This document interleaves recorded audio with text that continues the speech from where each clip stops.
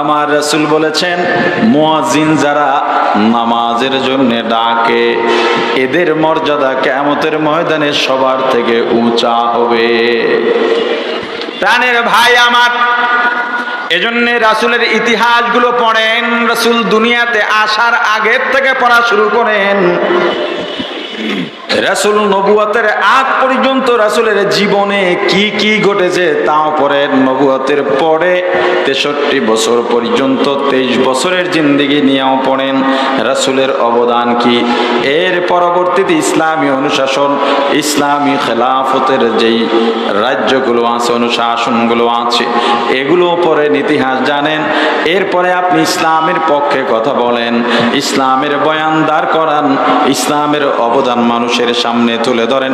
পাশ্চাত্যবাদীরা কোনোদিন ইসলামের সামনে মাথা উঁচু করে দাঁড়াতে পারবে না। اليوم أكملت لكم دينكم وأتممت عليكم نعمتي ورضيت لكم الإسلام دينا।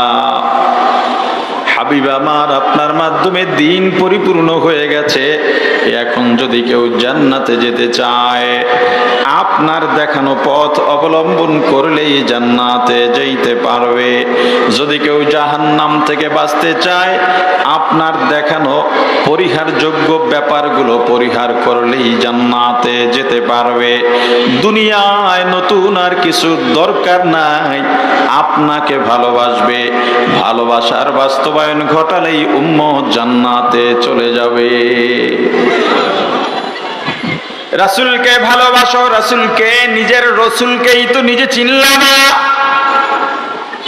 এখন পর্যন্ত রাসূলের নাম নেওয়ার মতো সুন্দর করে রাসূলের নাম নেবে এমন উম্মতের সংখ্যাও কম। অথচ তোমার নেতা কেমন তুমি জানো। নেতার রেজিগনেশন যত লকবাল কাব আছে ওগুলো তুমি সুন্দর করে দিতে পারো। আমার রাসূলের নাম সংক্ষিপ্ত দরুদ সুন্দর করে বলতে পারো না। হে উম্মত, বলো বছরে তুমি কতবার রাসূলের উপরে দরুদ পড়েছ? দৈনিক কতবার নিয়ম করে তুমি রাসূলের উপরে দরুদ পড়ো? হিসাব করলে দেখবা, যখন তুমি জুমায় যাও, ওয়াজের মাঠে বসো, তখন উলামায়ে কেরাম খুতবার পরে যে দরুদ পড়তে বলেন ওই সময়ও পড়ো, বেশি পড়ো না।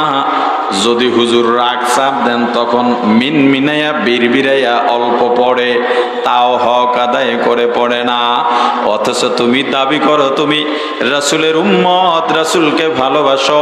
কিয়ামতের ময়দানে রাসূলের হাতে হাউজে কাউসারের পানি পান করবা, আল্লাহর আরশের ছায়ার নিচে স্থানে দাঁড়াইবা।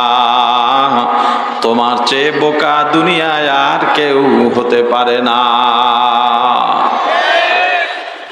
যেই রাসূলকে নিয়ে তুমি গর্ব করতে পারো, দুনিয়ার পুঁজিবাদী যারা বিশ্বাসী, কুফরি গণতন্ত্রে যারা বিশ্বাসী, ভোগ বিলাসে যারা বিশ্বাসী, তারা মনে করে রাসূলের উম্মত আশিকে রাসূল, যারা রাসূলের উম্মত, রাসূলের আদর্শ দুনিয়ায় প্রতিষ্ঠা করতে চায়, দুনিয়ায় যারা ইসলামকে মানে, উলামায়ে কেরাম, ইসলাম পন্থীরা এই দেশের উপরে, দুনিয়ার উপরে কোনো অবদান রাখে নাই। তাদের ওই বুঝও নাই, জ্ঞানও নাই, রাষ্ট্র পরিচালনা করতে পারবে না। অর্থনীতির কিছুই জানে না, সমাজনীতি জানে না, রাষ্ট্রনীতি জানে না, পররাষ্ট্রনীতি জানে না। তুমি তো তাদেরকে বুঝাইতে পারো তোমার কি অবদান, ইসলামের কি অবদান, মুসলমানের কি অবদান, উলামায়ে কেরামের কি অবদান। না, তুমি এই ইতিহাসই জানো না। তুমি যেই রাসূলের উম্মত, সেই রাসূলের অবদান কি তাই তুমি জানো না। যদি জানতা, এই দুনিয়ার ভোগ বিলাসে বিশ্বাসীরা ইসলামের উপরে কথা বলার দুঃসাহস দেখাইতে পারতো না। তুমি বয়ানই তৈরি করতে পারো নাই তোমার রাসূলকে নিয়ে, তোমার ইসলামকে নিয়ে তুমি বয়ানই তৈরি করতে পারো নাই। এই পৃথিবীর সভ্যতা রাসূলের হাত ধরে এসেছে। এই পৃথিবীর ইনসান ধরে এসেছে। এই পৃথিবীর সব অধিকার, সব জনগোষ্ঠীর অধিকার, হানাহানি, মারামারি বন্ধের নীতিমালা, শান্তির বার্তা এসেছে আমার রাসূলের হাত ধরে। রাসূল দুনিয়াতে আসার আগে যেই যুগ ছিল, ওই যুগের নাম ছিল আইয়ামে জাহিলিয়া, বর্বর যুগ। ওই যুগে কি হতো? ওই যুগে নারীর কোনো সম্মান ছিল না, ইজ্জত ছিল না। যে কেউ নারীকে টান মেরে তার বিছানায় নিয়ে যেতে পারত। একটা সময় নারী এটা অপমানজনক একটা ব্যাপার হয়ে দাঁড়ালো, লজ্জাজনক ব্যাপার হয়ে দাঁড়ালো, এমন পর্যায়ে চলে গেল এখন কোন সংসারে মা বাবার ঔরস থেকে মেয়ে জন্ম নিলেই তাকে দাফন দিত, না হয় কতল করে ফেলতো। কেন? এটা অপমান। মেয়ে সন্তান হবে, এটা অপমান। এজন্যে কন্যা সন্তান হলেই তাকে হয়তো জব করত, না হয় জীবন্তই দাফন করে দিত, যেন কেউ দেখতে না পারে। এই নারীর অধিকার আর সম্মান দিলেন মুহাম্মদুর রাসূলুল্লাহ। নবীজি এসেই বললেন, যার একজন কন্যা হবে, একটা মেয়ে হবে, তার জন্য একটা জান্নাত। যার দুইজন মেয়ে হবে, তার জন্য দুইটা জান্নাত। যার তিনজন মেয়ে হবে, তার জন্য তিনটা জান্নাত। আরো বলে দিলেন, ক্বালান নবী সাল্লাল্লাহু আলাইহি ওয়াসাল্লাম, আল জান্নাতু তাহতা আকদামিল উম্মাহাত, আও কামা ক্বালান নবী আলাইহিস সালাতু ওয়াস সালাম। হে পুরুষ জাতি শোনো, নারীদের পায়ের নিচে তোমাদের জান্নাত। অতএব নারীদের সাথে সুন্দর ব্যবহার করো, তাদেরকে সম্মান করো, অপমান করবা না। এমনকি স্বামীদেরকে আল্লাহ রাসূল বলেছেন, স্বামীর দল, তোমার বিবি যদি বারবার অন্যায় করে তবুও তার গায়ে হাত তোলা যাবে না। তালাকের বিধান রাখা আছে, শাস্তির বিধান অন্যভাবে রাখা আছে, তবুও তার গায়ে হাত তোলা যাবে না, অত্যাচার করা যাবে না, রক্ত বের করা যাবে না। আমার রাসূল দুনিয়াতে এলেন, সেই নারীর অধিকার দিলেন, সম্মান দিলেন। এ পুরুষ জাতির নিচে তোমাদের জান্নাত। প্রশ্ন করবেন, হাদিসের মধ্যে তো নারীদের পায়ের নিচে পুরুষের জান্নাতের কথা বলা হয় নাই। সন্তানের বেহেশত বা জান্নাত মায়ের পায়ের নিচে। আমাকে বলেন, কোন মা নারী ছাড়া নাকি? কথা কয় না, কোন মা নারী ছাড়া। তাহলে পুরুষের পায়ের নিচে তো আর জান্নাত যাওয়ার সুযোগই নাই। কথা কয় না। মায়ের সন্তান যদি মেয়ে হয়, ওই মেয়েও আবার মা হবে, ঠিক নেই? তাহলে কোন মাই কিনা কি ছাড়া না, নারী ছাড়া না। নারীদের পায়ের নিচে তোমাদের জান্নাত। আল্লাহর রাসূল এমন অধিকার দিয়ে দিলেন নারীদেরকে যে বাদশা, রাজা বাদশা যেমন বসে বসে খায়, অর্ডার করে, নারীও ঘরে বসে বসে খাবে, অর্ডার করবে। শ্রম তার থেকে নিতে পারবা না, রাস্তায় নামাইয়া মাটি কাটাইতে পারবা না, ইট ভাঙ্গাইতে পারবা না, শ্রমের কাজ করাইতে পারবা না। ঘরে বসে বসে অর্ডার করবে, আজকে গোস্ত লাগবে, মাছ লাগবে, সবজি লাগবে, ওষুধ লাগবে, আর তুমি তার হুকুম পালন করবা, তাকে ঘরে নিয়ে দিয়ে আসবা। একজন নারীকে রাজা বাদশার থেকেও সম্মান দিয়া পাঠাইছেন। আল্লাহ রাসূল বলেন, মনে রেখো, তুমি আলেম হলেও তোমার মা নারী, তুমি বাদশা হলেও তোমার মা নারী। অতএব নারী জাতিকে সম্মান করো। এমন একটা অধিকার আল্লাহ রাসূল নারীকে দিলেন আর সম্মান দিলেন। জাহিলি যুগে যেখানে কন্যা সন্তান হলে জব করে দেওয়া হতো, দাফন করে দেওয়া হতো, রাসূলের যুগে 16-17 বছরের রূপবতী সুন্দরী যুবতী আমাবস্যার অন্ধকার রাতে একা হাঁটলেও ইজ্জত হারাবার ভয় পেত না। তাহলে নারীদের নিয়ে আমাদের অবদান কি, এর একটা বয়ান দাঁড়িয়ে গেল। নারীদের সম্মান আর ইজ্জত শুরু হয়েছে আমার রাসূলের হাত ধরে। এবং রাসূলের ধর্ম কি? আর কথা বলে না। রাসূলের ধর্ম কি? আল্লাহ রাসূল বিদায়ী ভাষণে কোন ধর্ম রেখে গেলেন? আল্লাহর মনোনীত ধর্ম কোনটা? এই ইসলাম নারীকে সম্মান দিয়েছে। টিভি টক শোতে বসে 2-4 জন নিয়ে সাংবাদিক কি বলে শাহবাগে দাঁড়াইয়া বড় বড় টিপ পইরা যদি বলো হিস্সা চাও, এতেই তোমার অধিকার বাস্তবায়ন হবে না, বরং তোমরা আবার সেই বর্বর যুগের নারীদের সেই বেহাল দশার দৃশ্য চিত্রায়ন করতে চাও। এই এক কথার উত্তর ওরা জীবনেও দিতে পারবে না। অথচ ওদের বয়ান ওরা দাঁড় করিয়ে ফেললো কি বলে? হুজুররা নারীদের অধিকার দিচ্ছে না, নারীদেরকে ঘরে আটকে রাখতেছে। ওদের বয়ান তৈরি হয়ে গেছে, ওদের বয়ান এখন সবাই খায়, টিভি টক শোতে ওদের কথাই সবাই মুখে আওড়ায়। অথচ ইসলাম যে নারীদেরকে কোথা থেকে ধরে কোথায় এনে দাঁড় করিয়েছে, সেই ব্যর্থতা আমরা যে প্রকাশ করতে পারি নাই, আমরা আমাদের বয়ান দাঁড় করাতে পারি নাই। খতিব সাহেবরা, ওয়াইজিনে কেরাম, আপনারা মসজিদে ওয়াজের ময়দানে কঠোরভাবে এখন থেকে ইসলামের অবদানগুলো তুলে ধরেন, ইসলামী খেলাফত শাসন আমলগুলোকে তুলে ধরেন। কিভাবে বাঘ আর হরিণ শত্রুতা ভুলে এক ঘাটে পানি খেয়েছে, ইসলামী অনুশাসনের আওতাধীন এবং ইসলামী খেলাফতের শাসন আমলে এই টুপিওয়ালাদের হাত ধরে সেই বয়ানগুলো তুলে ধরেন।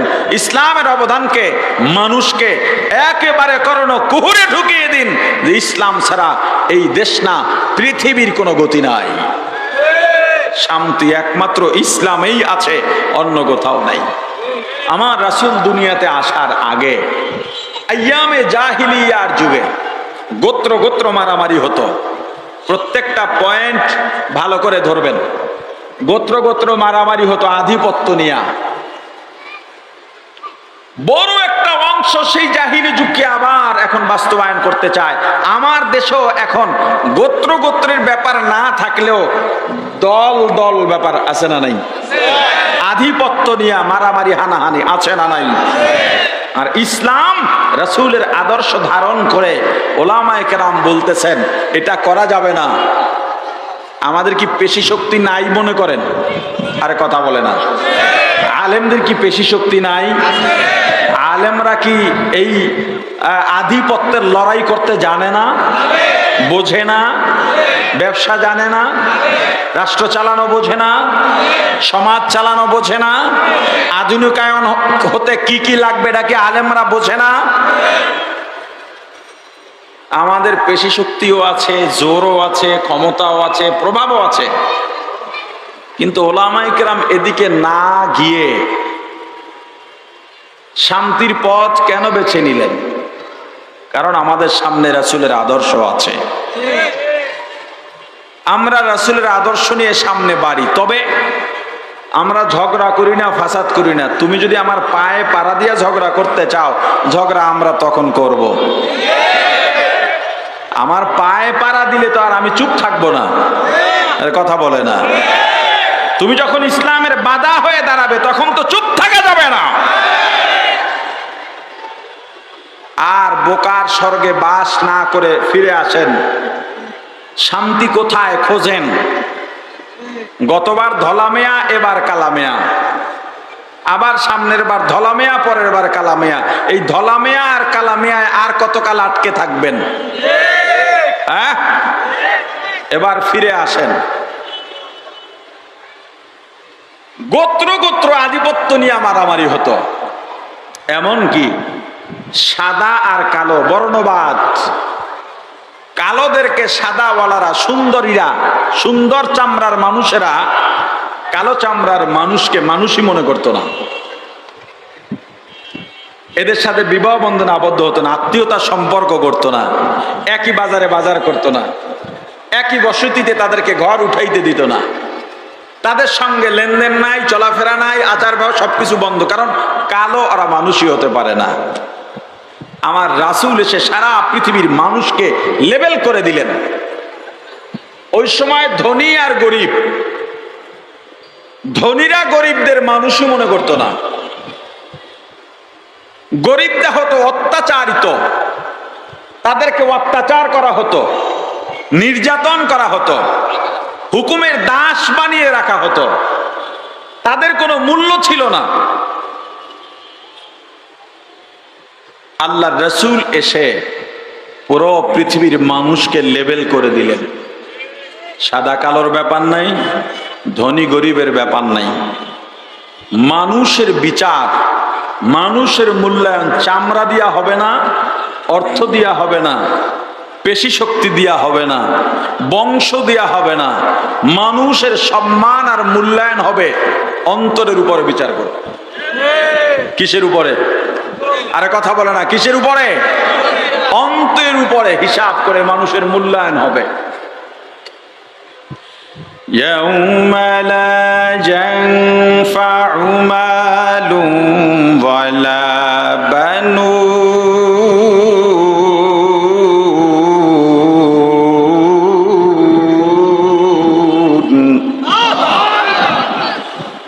إلا من أتى الله إلا من أتى الله بقلب سليم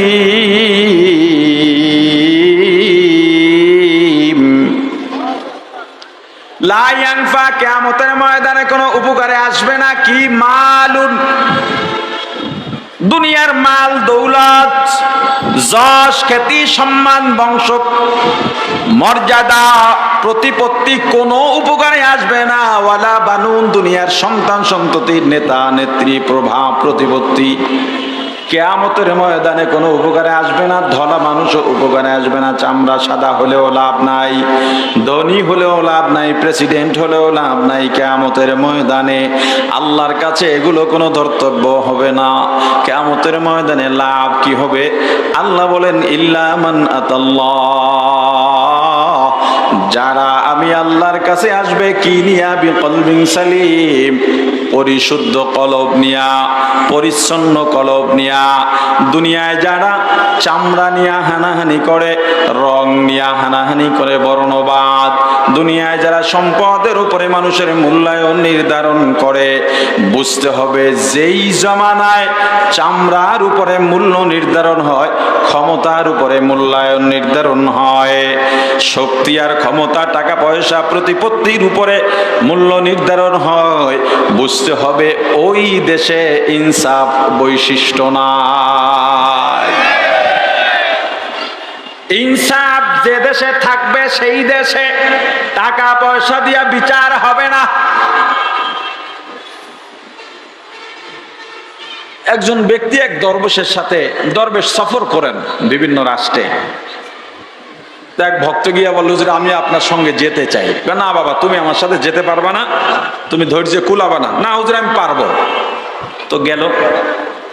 এক দেশে গিয়া দেখে তেলের দামও যা, ঘিয়ের দামও তা। ভক্ত বলল যে হুজুর আমি এই দেশে থাকবো। কেন?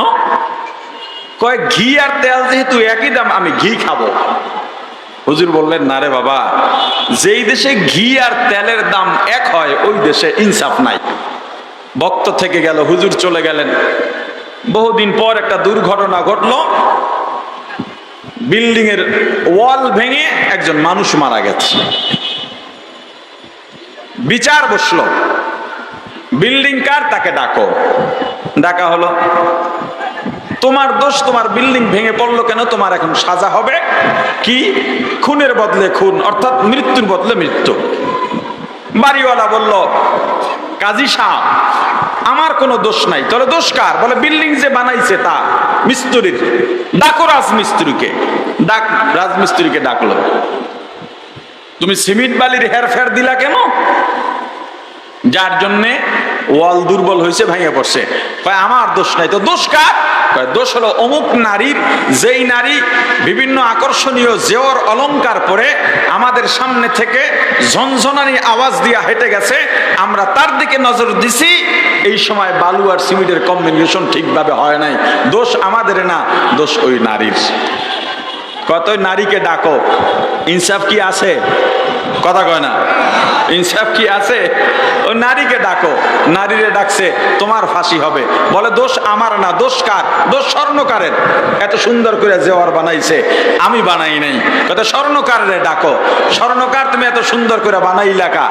আমার কাজই তো এইটা, তো বানাইছো কাজ এইটা, তোমার কারণে একজন মানুষ মারা গেছে, অতএব তোমার ফাঁসি হবে। স্বর্ণকার আর কোনো অজুহাত দেখাইতে পারে নাই, স্বর্ণকারের ফাঁসি হবে। স্বর্ণকার দাঁড়ায় গেছে, কিন্তু ফাঁসির যে রশি, ওই রশি আর গলায় বাজে না, ফাঁসি হয় না। তাহলে এখন কারে ফাঁসি দিবে? কাজী সাহেব কইলো শহর খোঁজো, সবচেয়ে মোটা কোনটা আছে ওটা ধরে আনো। তা খুঁজতে খুঁজতে পাইছে ওই যে ঘি খাওয়াই না মোটাল্লা, এরে ধরে নিয়ে এসে এত সুন্দরভাবে ফিট হয়ে গেছে। এর মধ্যে সেই দরবেশের আগমন, দরবেশের হাতে পায়ে ধরে কাঁদতেছে, হুজুর আমাকে বাঁচান। বলে তোমাকে বলেছিলাম যেই দেশে ঘি আর তেল একই দামে বেচে ওই দেশে ইনসাফ থাকে না, এখন তোমার ফাঁসি পড়তেই হবে। না হুজুর আমারে বাঁচান, আমি আর জীবনে ভুল করব না। হুজুর এমন এক ফজিলত দিলেন, আজকের এই ফাঁসি হলে এই ফজিলত আছে, ওইটা আছে, এটা আছে। কাজী বললো তাহলে এই ফাঁসি আমারই দাও, যেহেতু এত ফজিলত। বুঝাইতে চাইলাম যেই দেশে ইনসাফ নাই, যেই দেশের মধ্যে কুলি আর শিক্ষিত সংসদে একসাথে কথা বলার সুযোগ পায়, যেই দেশের সংস্কৃতি ক্ষমতায় গেলেই একজন কুলি মেথর শিক্ষকের সামনে দাঁড়ায় আঙুল উঁচু করে কথা বলে, ওই দেশে ইনসাফ থাকে না। ইনসাফ প্রতিষ্ঠা করতে হলে কি লাগবে? ইসলাম লাগবে। কি লাগবে? জোরে বলেন। আচ্ছা, হ্যাঁ, আল্লাহ রাসূল এসে সারা পৃথিবীর মানুষকে লেবেল করে দিলেন, এমন ভাবে করলেন যে কালো আর ধলার তো ব্যবধান নাই। পৃথিবীর বলতে গেলে শ্রেষ্ঠ কালো ব্যক্তি ছিলেন হযরত বেলাল। মানুষ যতই কালো হোক হাতের তালু সাদা থাকে, হযরত বেলাল রাদিয়াল্লাহু তাআলা আনহুর হাতের তালুও কালো ছিল। কিন্তু জান্নাতে সবচেয়ে মর্যাদাবান হবেন তিনি। قال النبي صلى الله عليه وسلم المؤذنون أطوال الناس أعناقا يوم القيامة أو كما قال النبي عليه الصلاة والسلام। আমার রাসূল বলেছেন মুয়াজ্জিন যারা নামাজের জন্য ডাকে এদের মর্যাদা কিয়ামতের ময়দানে সবার থেকে উঁচা হবে। প্রাণের ভাই আমার, এজন্য রাসূলের ইতিহাসগুলো পড়েন, রাসূল দুনিয়াতে আসার আগের থেকে পড়া শুরু করেন। রাসূল নবুয়তের আগ পর্যন্ত রাসূলের জীবনে কি কি ঘটেছে তাও পড়েন। নবুয়তের পরে 63 বছর পর্যন্ত 23 বছরের জিন্দেগি নিয়েও পড়েন রাসূলের অবদান কি। এর পরবর্তীতে ইসলামী অনুশাসন, ইসলামী খেলাফতের যেই রাজ্যগুলো আছে, অনুশাসনগুলো আছে, এগুলো পড়েন, ইতিহাস জানেন। এরপরে আপনি ইসলামের পক্ষে কথা বলেন, ইসলামের বয়ান দাঁড় করান, ইসলামের অবদান মানুষের সামনে তুলে ধরেন। পাশ্চাত্যবাদীরা কোনোদিন ইসলামের সামনে মাথা উঁচু করে দাঁড়াতে পারবে না।